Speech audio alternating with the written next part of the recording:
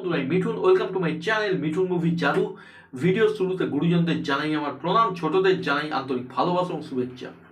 বন্ধুরা, আজকে এই ভিডিওর মধ্যে একটু অন্যরকম বিষয় নিয়ে কথা বলবো। আজকে আমি কোনো সিনেমার আলোচনা বা কোনো সিনেমার সম্বন্ধে তোমাদেরকে কোনো রকম কথা কিছু বলবো না। আজকে এই ভিডিওর মধ্যে আমি যা যা বক্তব্য রাখবো পুরোটাই আমার ব্যক্তিগত। তোমাদের নিজস্ব যদি কোনো মত বা বক্তব্য থাকে কমেন্টের মাধ্যমে জানিও, এবং যদি আমার ভিডিও তোমাদের ভালো লাগে লাইক করো, শেয়ার করো, এবং কেউ যদি নতুন হয়ে থাকো প্লিজ সাবস্ক্রাইব করো চ্যানেল বা ভিডিওটিকে, এবং ফার্দার নোটিফিকেশনের জন্য বেল আইকনটি অবশ্যই ক্লিক করো। চলে যাই আজকের ভিডিওর মূল বিষয়বস্তুতে। সম্প্রতি গায়ক রূপম ইসলামকে নিয়ে একটি অপ্রীতিকর ঘটনা ঘটেছে। তিনি একটি কলেজের কোনো অনুষ্ঠানে শো করতে গেছিলেন স্টেজে।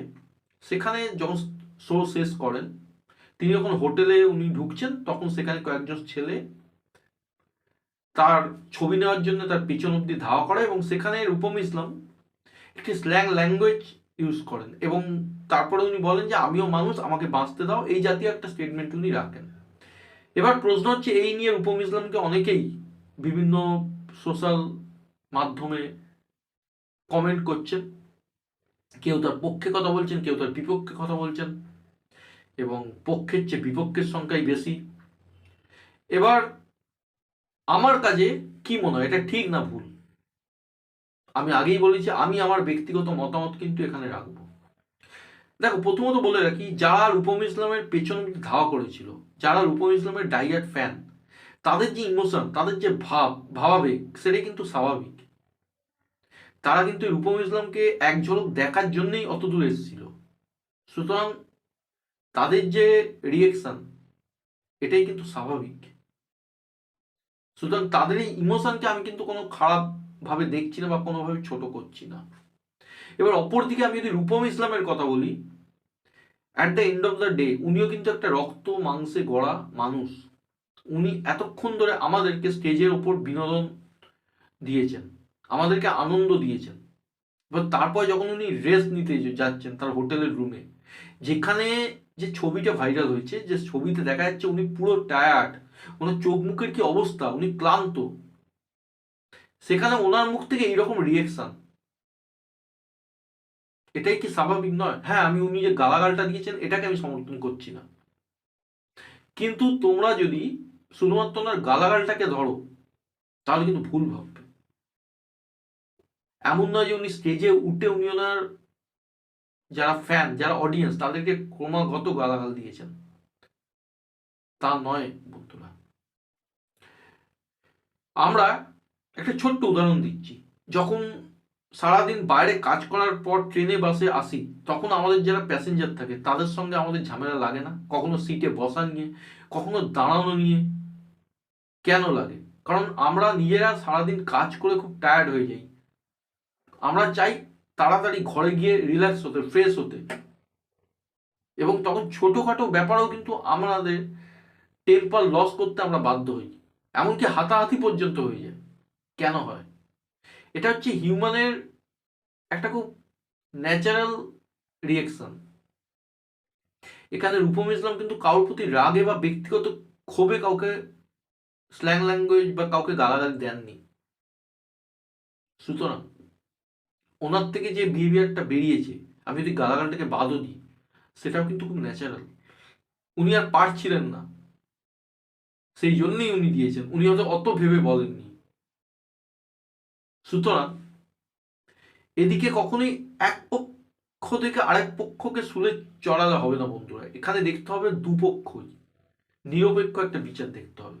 আমরা যদি রূপম ইসলামের ট্র্যাক রেকর্ড দেখি, উনি কি এমন কোথাও গিয়ে কোনো ভক্ত স্ল্যাং ল্যাঙ্গুয়েজ দিয়েছেন? দেননি। উনি অনেক জায়গায় অনেক ইন্টারভিউতে বলেছেন যে ভক্তরা আমার কাছে ভগবানের মতো, তারা আছে বলেই আমি আছি। ফ্যানদের উনি যথেষ্ট ট্রিট করেন, সম্মান দেন। তার মানে এই নয় যে আমি কোনো সেলিব্রিটি যদি কোনো ফ্যানকে থাপ্পড় মারে সেই জিনিসটাকে আমি সাপোর্ট করছি। সেটা কখনোই সাপোর্ট যোগ্য নয়। তোমার অসুবিধা তুমি বলতেই পারো, যেটা অরিজিৎ সিং এর সঙ্গে কদিন আগে ঘটেছিল। উনি গাড়িতে করে ফিরছিলেন, কয়েকজন ক্রমাগত হর্ন দিচ্ছিলেন, তখন অরিজিৎ সিং বলেছে এতবার হর্ন কেন দিচ্ছ, তোমাদের ছবি তোলা ইচ্ছে ছবি তোলো। তো সেখানে অরিজিৎ সিং কিন্তু কোনো ভুল কিছু বলেননি, বা সেখানে অরিজিৎ সিং যদি কিছুটা টেম্পার লুজও করেন, তোমরাই বলো তিনি কি ভুল কিছু করেছেন? যারা কন্টিনিউয়াস হর্ন বাজাচ্ছিল গাড়ির, তারা শুধু অরিজিৎ সিংকেই নয়, আরো আশেপাশে যে গাড়িগুলো চলছিল তাদেরকেও কিন্তু ডিস্টার্ব করছিল।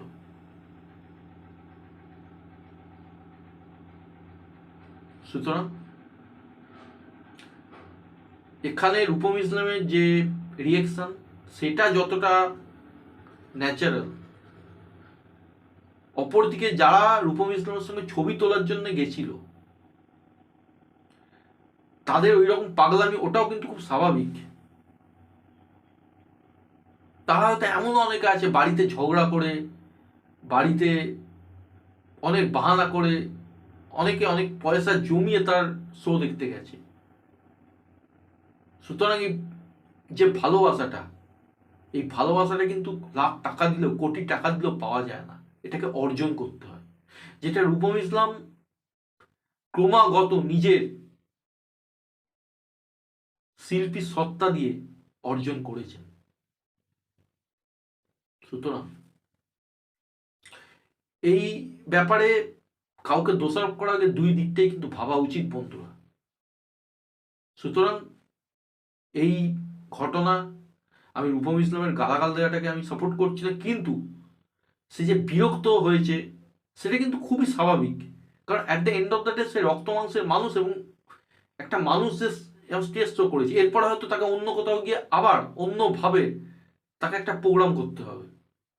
সুতরাং তারও একটা শোয়ের পরে একটা রেস্ট, একটা রিল্যাক্সেশন, একটা প্রাইভেসির দরকার পড়ে।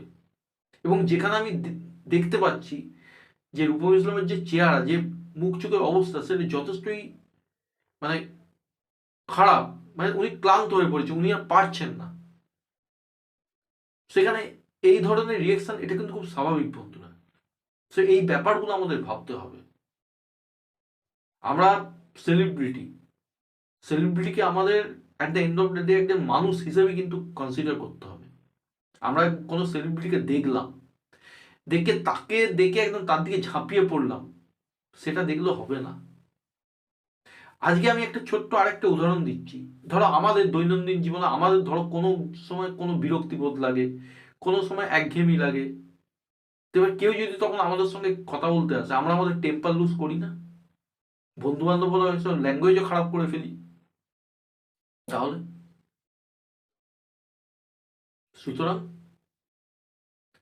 এটা হিট অফ দ্য মোমেন্টের একটা ঘটনা, এটাকে ধরে বস থেকে রূপম ইসলামকে কোনোভাবে টার্গেট করাটাও যেমন ঠিক নয়, তেমনি একদিকে আমি বলবো রূপম ইসলামের এই মুখ খারাপ করা যে গালাগালিটা, সেটা বের করা হয়তো উচিত হয়নি।